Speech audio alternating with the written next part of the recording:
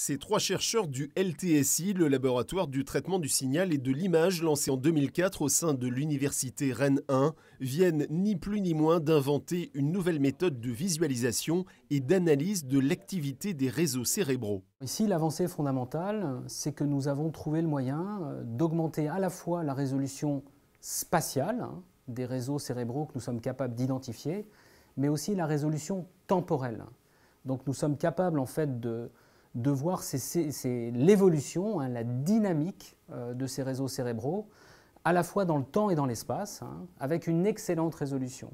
Ces chercheurs utilisent la technologie du casque cérébral bardé de capteurs. L'invention, elle est basée sur un traitement nouveau du signal, une nouvelle manière en fait d'analyser les signaux pour en faire ressortir finalement les réseaux cérébraux engagés dans des tâches cognitives ou ceux qui sont altérés dans des pathologies neurologiques.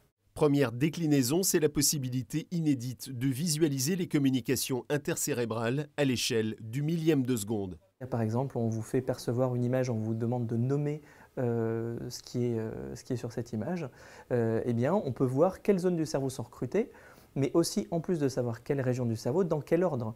Donc, on peut savoir quelles régions du cerveau se communiquent entre elles, mais aussi, on va voir que, par exemple, la partie du cerveau qui traite les informations plutôt visuelles, située à l'arrière du cerveau, va être activée en premier, puis c'est plutôt le lobe temporal qui va être ensuite activé.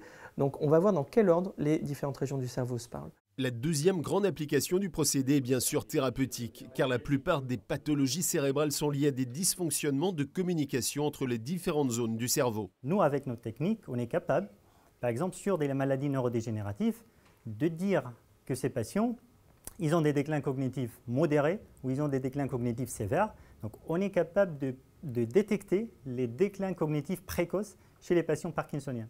À l'heure actuelle, il n'existe aucun test qui peut diagnostiquer ces patients.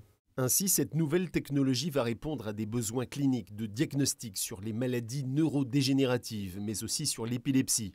Une création de société privée est envisagée pour exploiter le procédé. Dans un premier temps, je pense, comme on a maintenant un examen sanguin, il y aura un examen qui s'appelle Neurocorte Technologie. Le patient, il vient, on fait le test Neurocorte, on a un scoring qui va dire qu'il y a des déclins cognitifs qui viennent commencer, des déclins cognitifs précoces.